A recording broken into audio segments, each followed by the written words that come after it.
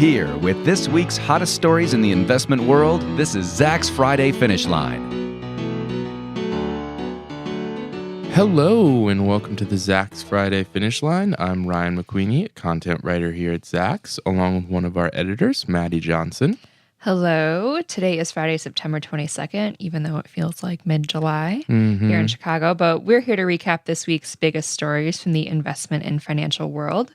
There's plenty to discuss this week, and we should first kick things off by mentioning that the Fed officially announced there will be no rate hike this time around on Wednesday. Yeah, interestingly enough, the overarching tone that emerged from the latest Fed meeting was one of confusion, as it seems that Janet Yellen and the rest of the nation's top economists can't quite figure out our low inflation environment right now. Elsewhere in the federal government, President Donald Trump hogged the headlines again this week, this time with some remarkable comments at his first ever UN General Assembly meeting. Quite the interesting speech in front of the UN earlier this week. Did you listen to Elton John after that speech? Oh, with the Rocket Man comment? That was good on Twitter for sure. That really, lots of good memes. We've also seen the GOP launch yet another strong push to repeal Obamacare, this time with a replacement bill sponsored by Senators Graham and Cassidy and pushed heavily against by Jimmy Kimmel. Yeah, that's been an interesting thing to watch happen as well. Over Jimmy the past Kimmel few is days. now our late night comedian and also healthcare reform advocate. Yeah. Of course, there was also plenty of fun news from our favorite industries, and Ryan is going to kick us off with an interesting story in the world of wearable technology. Yeah, so it seems like we can't do an episode without talking about Amazon in some capacity. Yet again, we've got some more Amazon news. According to a new report from the Financial Times, Amazon is currently developing Alexa-compatible smart glasses and home security cameras. Of course, Alexa is the AI-powered virtual assistant that powers or is kind of the voice behind the Echo speakers. Citing people familiar with Amazon's plans, the Financial Times said that one or both of these products could be launched before the end of the year. So one thing to note here before I dive into more of the details is Alexa, as I said, powers the Echo speakers. But if you think about the other voice assistants out there, like Google Assistant, Siri with Apple, Amazon doesn't really have like a mobile device that comes already packed into. So when you're Apple, if you're trying to spread Siri, it's in millions and millions and millions of devices already that people will carry around every day. With Amazon, you don't necessarily have that. So these glasses are kind of the idea. According to the Financial Times, Amazon intends the smart glasses to be in earbuds-free housing for its Alexa AI. The glasses will apparently feature a bone conduction audio system that enables users to hear Alexa without being wired in. That's some really cool next level tech. Bone conduction. And I'm very excited to see how it actually looks. Financial Times also reported that the smart glasses will sync with the user's smartphone for wireless connectivity and will be designed to look like a regular pair of spectacles. If the idea of smart glasses sounds familiar, we will, of course, remember the ill-fated Google Glass. Interestingly enough, Amazon actually hired Babak Parviz. I'm probably butchering that name, I apologize, but he was actually the founder of the Google Glass project. He's now been at Amazon for the past several years. The Financial Times report said that Parviz has been working on Amazon smart glasses, and through the analysis of LinkedIn profiles, the publication also pointed some real solid investigative journalism here. Through the analysis of LinkedIn profiles, the publication also pointed to several other former Google Glass project members who have now moved on to Amazon. Of course, kind of more details on Google Glass. I don't think it's interesting that, kind of the most notable smart glasses project, the members of that project have now moved on to this new project with Amazon. Certainly gives a little bit more validity, credibility to the report. However, I would say that Google Glass isn't necessarily the best foundation to be working from given its fortunes. The design of Google Glass was ridiculed, chastised, made fun of very widely. They didn't to look this day. Yes, they didn't look very cool. It just like people wearing them in particular. Not that they didn't look cool. Maybe they looked cool on sitting down on a table, but when people were wearing them, they didn't look very cool. No. Maybe they were just ahead of the times. The prototype was, that I get that sense too, that maybe if they came out 20 years from now, that kind of design would look cooler as we interact with wearable tech more. They were very obviously like a techie thing though, and I think that kind of geeky, nerdy look to it didn't go over well with a lot of people. Not to say that geeky, nerdy things aren't cool, but it just looked kind of Jetsons. It was too, maybe just like on the spectrum of geekiness, it was like too geeky. That's, I think, exactly. It wasn't the issue. geeky chic. And what's worse about this is what's worse about all of this is that they were $1,500 and didn't really pack the punch of as far as like interesting things you could do with it for $1,500. Google Glass became available to the public in May 2014, and by January 2015, so what is that, 8 months later, Google said that it would stop producing the prototype. They actually came back this year with plans for Google Glass Enterprise, targeted more towards, on the enterprise level. Anyway, to move on from the ill-fated Google Glass, kind of to avoid a similar fate, the Financial Times said that Amazon's smart glasses will likely not include a camera or screen, which is also something that will help extend the device's battery life. And then kind of the other part of that story, this story that I had mentioned earlier, was the home security cameras. This is also an Alexa-powered device. It's supposed to be, apparently, according to the Financial Times report, called the Echo Protect security camera. It'll be the next Echo-branded product and the kind of first departure from the speaker. So kind of competing with Nest. Yeah, definitely. And another, which Google owns. True. Another example of trying to get the Alexa technology into more devices and kind of spread its capabilities. According to people familiar with the matter, one or both of these products could be launched before the end of the year. So just in time for Christmas. Just kidding. The holiday season. The holiday season, yes. Excuse me. We're an all-inclusive podcast here. Yes. So yeah, look out for Echo Protect on your holiday shopping lists and maybe even the smart glasses. Although from my understanding of the report, it seemed like the Echo Protect was definitely like slated to be the next thing. That's pretty cool. Ready to go. So yeah, that'll be interesting to see. I currently don't have any smart home security cameras, but could be another Nor way do I to have get any use for them. Alexa. My apartment building probably could use one though. Fair enough. Not gonna lie. Speaking of, this is gonna be a really harsh transition, but speaking of people that could use some help, we've got some news, not so great news from Toys R Us this week. Yeah, it's probably been a solid decade since I've been into a Toys R Us, but you and everybody else, because Toys R Us filed for bankruptcy Monday night after years of struggling to keep up with competitors and to pay down billions of dollars in debt. The company's Chapter 11 bankruptcy filing came in the U.S. Bankruptcy Court for the Eastern District of Virginia in Richmond, and the company said that its Canadian unit will also seek reorganization in Ontario's bankruptcy court. CEO Dave Brandon said that, quote, "Today marks the dawn of a new era at Toys R Us, where we expect that the financial constraints that have held us back will be addressed in a lasting and effective way," unquote. I like that. The dawn of a new era. Toys R Us.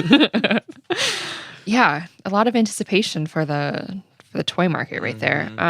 But Toys R Us had a ton of debt, $5 billion worth of debt, most of which is stemmed from the 2005 deal that took the company private.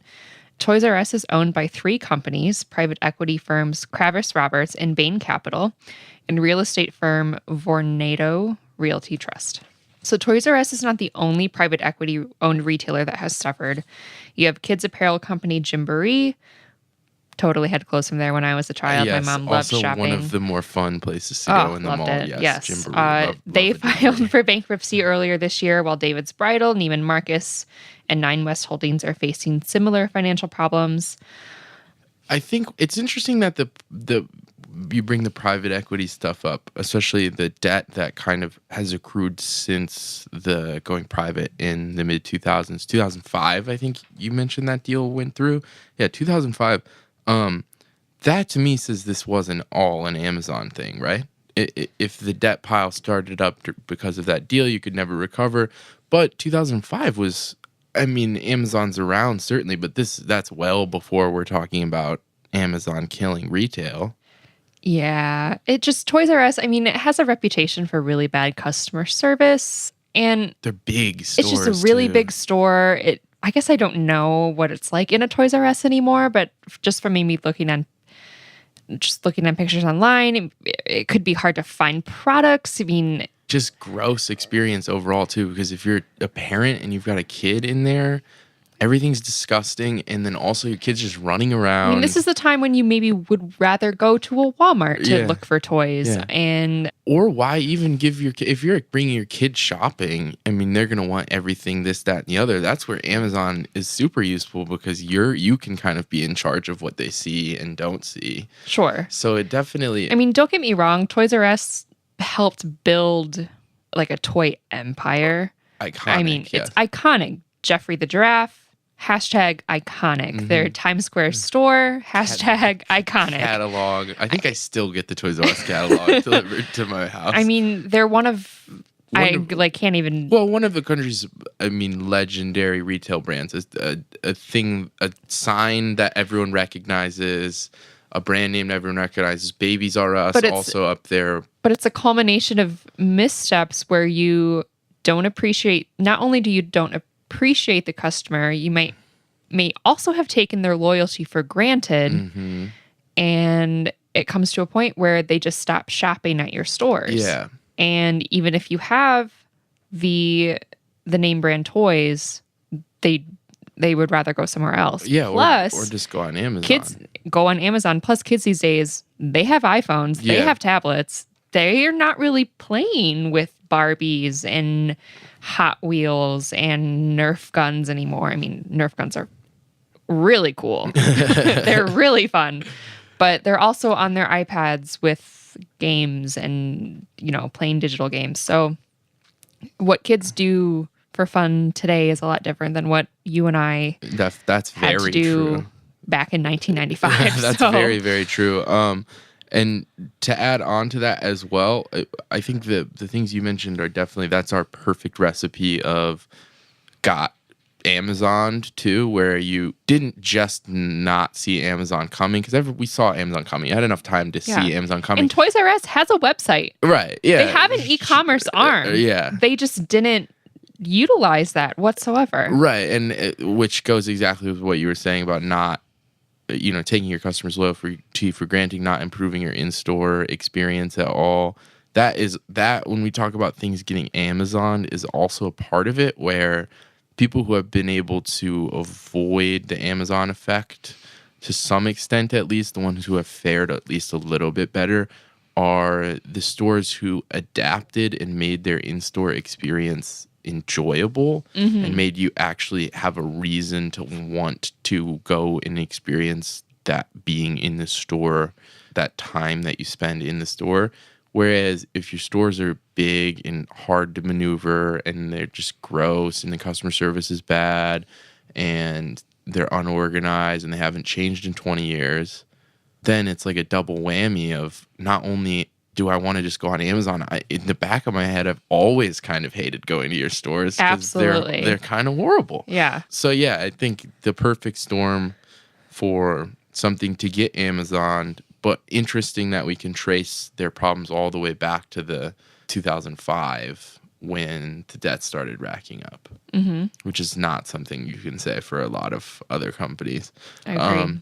Moving on here, more rumors, more maybes, more he said, she said. This time related to some of our more popular Wall Street stocks on Wall Street. On Wednesday afternoon, CNBC reported that Advanced Micro Devices, aka AMD, and Tesla were working together to develop AI processors for self-driving cars. In response, AMD shares popped more than 5% in afternoon trading on Wednesday. It seemed like Wall Street's immediate reaction was to declare the partnership a significant validation of AMD's technology. I want to do a quick quote here from a Rosenblatt securities analyst, Hans Mosesmann. Quote, the net here for AMD is that Tesla has confirmed AMD's CPU and GPU roadmaps in a field that nobody was considering as viable. It says that AMD's CPU/GPUs in PC and server markets are the real deal. End quote. Other analysts kind of hopping on this train of thought that, more so than anything, it's a cosign of AMD's computing power. Jefferies analyst Mark Lepakis said, quote, while we should not expect shipments of AMD's chips to Tesla to have a material impact near term to AMD's bottom line, we think this would constitute a critical win for AMD, end quote.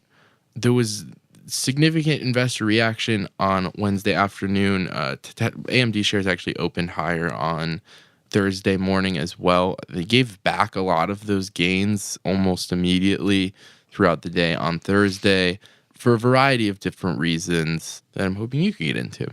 Yeah, so on the other hand, shares of Nvidia were down more than 3% through early afternoon trading on Thursday. So up to this point, Nvidia, Wall Street darling, everyone loves them, has been considered the standalone AI chip king, so an entrance into this booming market by AMD, already a major competitor in the GPU space, might be enough to make some investors cautious. However, we've seen some detraction from CNBC's original story. In fact, Reuters just published a new report that cited a spokesperson from Global Foundries, which fabricates chips for AMD, who said that Tesla has not committed to any partnership with the chip maker. Yeah. What? Yeah, that's what I'm talking about with the he said, she said, and kind of why we saw that late Thursday afternoon give back on AMD Gotcha. shares. Yeah, just when people were kind of getting excited about this news, we got a little bit of contrarian opinions here. Not necessarily straight from the horse's mouth, but a very close third party saying, well, actually, Tesla hasn't committed to anything. Is interesting to me because going back to the first report on Wednesday from CNBC, so on the opposite end of the spectrum as far as Tesla's commitment to this. Global Foundries saying they haven't committed to any partnership with AMD. CNBC's report saying that Tesla has assigned 50 employees to work on the project. So, who do we believe here? Does any of it matter anyway? That was kind of what analysts and investors were trying to get to the bottom of throughout the day Thursday. I think the real story here is if there is a partnership, as we said, the real story is, does it validate AMD's technology? Is it a sign that AMD is here to play in this AI chip making space? Sure, probably. If you get Tesla to work with you on an AI chip, it means you probably have a serious business going there. But However, I feel like it also it kind of backtracks Elon Musk's point of view on AI. Well, yeah, and so that's the thing is Elon Musk has very recently been one of the loudest, I don't know what you would say, detractors, critics of AI. Yeah. But then he has versions of artificial intelligence software in his car, so right. So it's the issue with the conversation that I think Elon Musk has very publicly on Twitter, which is that's part of the inherent issue as well, is that you're very limited in what you can express. Elon Musk is very concerned about general purpose AI, specifically the ability for humans to reach artificial general intelligence.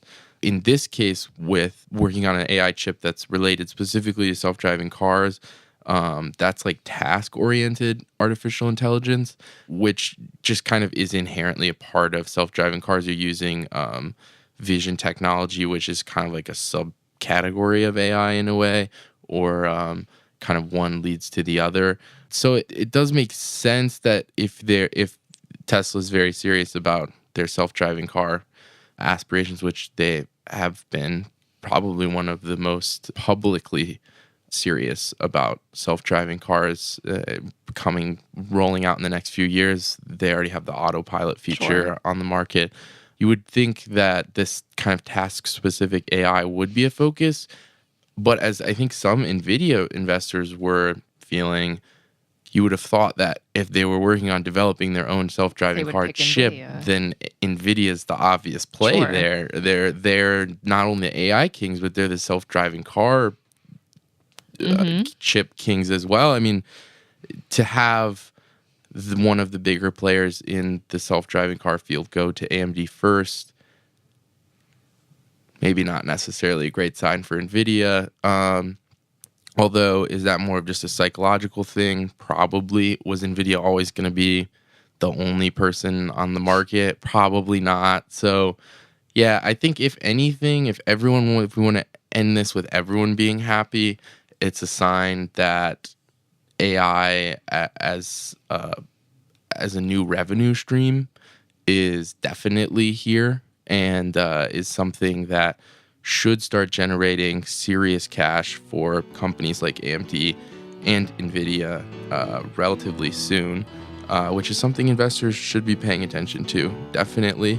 And I think that positive note for everyone is a good way to wrap things up. That does it for us this week. As a reminder, if you feel we missed anything or if you'd like us to cover a different story, feel free to shoot us an email at podcast@zacks.com. You can also check out all of our other exclusive audio content at zacks.com/podcasts. Remember to subscribe and leave us a rating on Apple Podcasts. Thanks again for joining us, and we will see you next time on the Zacks Friday Finish Line.